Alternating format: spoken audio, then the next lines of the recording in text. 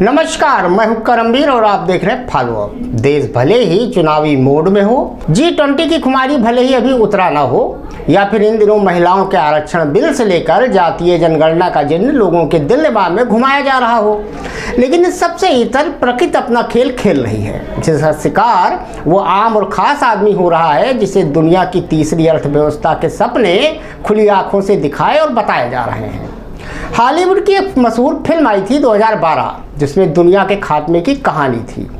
फिर उत्तराखंड में साल 2013 में एक भीषण आपदा आई और इस साल 2023 में दो बड़ी आपदाएं हिमालयी क्षेत्र के राज्यों हिमाचल और अब सिक्किम में बादल फटने और फिर नदियों के विकराल रूप धारण करने की वजह से आ चुकी हैं। भारत का एक बेहद खूबसूरत पूर्वोत्तर का राज्य सिक्किम, जिसकी पहचान कई खूबियों के साथ ही तीस्ता नदी के कारण भी है, उसी तीस्ता नदी में बीते बुधवार तड़के अचानक आई बाढ़ से हुई तबाही ने लोगों के सामने बड़ी आपदा खड़ी कर दी।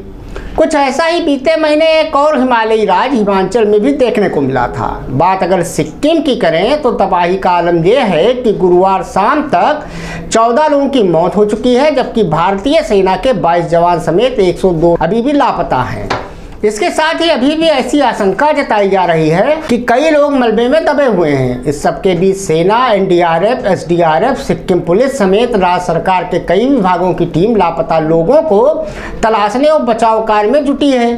इस बार ने तीस्ता नदी पर बने 1200 मेगावाट बिजली उत्पादन करने वाले चुंगथांग बांध को तोड़ दिया, जिसकी निवेश लागत करीब 25,000 करोड़ रुपए है। ये महज शुरुआती आंकड़े हैं। सिक्किम राज्य आपदा विभाग की एक जानकारी के मुताबिक बाढ़ ने राज्य में 11 पक्के पुलों को पूरी तरह से बर्बाद कर दिया है। इस आपदा की जद में आए 4 प्रभावित जिलों में पानी की पाइपलाइन, सीवेज लाइन और कच्चे और कंक्रीट दोनों तरह के करीब 300 मकान नष्ट हो चुके हैं। शुरुआती जानकारी के मुताबिक अभी तक 22,000 से ज़्यादा लोग इस आपदा से प्रभावित बताए गए हैं और हादसे में प्रभावित सैकड़ों लोगों ने 4 जिलों में बनाए गए राहत शिविरों में शरण ले रखी है। हालांकि इस विनाशकारी बाढ़ को कुछ खबरों में मंगलवार को भारत और नेपाल में आए भूकंप से जोड़कर भी देखा जा रहा है, तो कई लोग उत्तरी सिक्किम में लोनाक झील के ऊपर बादल फटने को इसकी प्रमुख वजह बता रहे हैं। बांधों और नदियों पर काम करने वाली संस्था साउथ एशिया नेटवर्क ने अपने एक लेख में बताया है कि 4 अक्टूबर 2023 के तड़के 12:40 पर दक्षिण लोनाक ग्लेशियर झील से पैदा हुए ग्लेशियर लेक आउटबर्स्ट फ्लड यानी कि GLOF ने ये तबाही मचाई है। रिपोर्ट के मुताबिक ये सब कुछ इतनी जल्दी हुआ कि सिक्किम की सबसे बड़ी जल विद्युत परियोजना 1200 मेगावाट तीस्ता 3 HEB के 60 मीटर ऊंचे बांध को बहा ले गया। इस बार ने सिक्किम में तीस्ता नदी किनारे और पश्चिम बंगाल और फिर बांग्लादेश में नीचे की ओर अभूतपूर्व आपदा ला दी।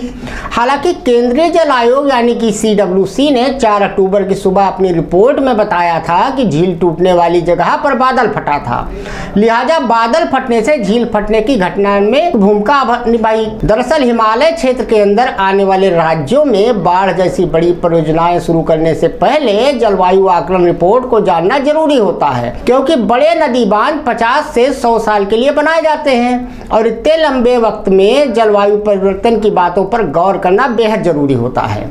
जबकि जोखिम वाले झीलों के नीचे बने बड़े बांध नदी का होना ही ऐसी आपदाओं की बड़ी वजह बनते जा रहे हैं। दरअसल जून 2013 की उत्तराखंड बाढ़ आपदा के बाद भारत सरकार ने कई झीलों की स्थिति और उनसे पनप रहे खतरों के अध्ययन के लिए जो विशेषज्ञों की कमेटी बनाई थी, उसमें जाने माने ग्लेशियोरोलॉजिस्ट और बेंगलुरु स्थित भारतीय विज्ञान संस्थान दिवेचा जलवायु परिवर्तन केंद्र के वैज्ञानिक डॉक्टर अनिल कुलकर्णी भी शामिल थे। सिक्किम के दक्षिण लोनाक झील पर लंबे वक्त तक अध्ययन करने वाले डॉक्टर कुलकर्णी का कहना है कि इस झील से पनप रहे खतरे के बारे में 2015 में ही सरकारों को विस्तार से बता दिया गया था। इसके पीछे उनका तर्क यह है कि भारत में लोनाक झील एक ऐसी झील है जिस पर सबसे ज्यादा रिसर्च किया गया है। जलवायु परिवर्तन के कारण 4000 मीटर से अधिक ऊंचाई वाली जगह पर तापमान ग्लोबल आवश्यकता से अधिक बढ़ रहा है, जिसके कारण ग्लेशियर सिकुड़ रहे हैं। जब ग्लेशियर अपना क्षेत्र खाली करते हैं तो वहां व्यापक स्तर पर पानी जमा होने लगता है, जिसे ग्लेशियर झील बनती है। वक्त के साथ इस झील का आकार बड़ा हो जाता है, जिसके बाद बाढ़ की संभावनाएं बढ़ जाती हैं। ऐसा ही सिक्किम के लोनाक झील में भी हुआ। दरअसल 1990 में लोनाक झील पानी से भरना शुरू हुआ था और इतने सालों में यह बहुत बड़ा हो गया। जिस वक्त लोनार झील टूटी उसमें 60 मिलियन क्यूबिक मीटर, यानी कि मोटे तौर पर हिसाब लगाएं तो 1 मिलियन क्यूबिक मीटर पानी में 100 करोड़ लीटर पानी होता है। उस हिसाब से इसमें पानी मौजूद था। अब सोचने वाली बात यह है कि अगर इसी तरह आधुनिकता की दौड़ में, बिजली ऊर्जा के चक्कर में हम प्राकृतिक झीलों, हिमालयी क्षेत्रों का ऐसे ही दोहन करते रहेंगे तो वो दिन दूर नहीं कि जब देश एक ऐसे पानी से सराबोर होगा जिससे बचना शायद किसी के लिए मुमकिन ना हो। धन्यवाद।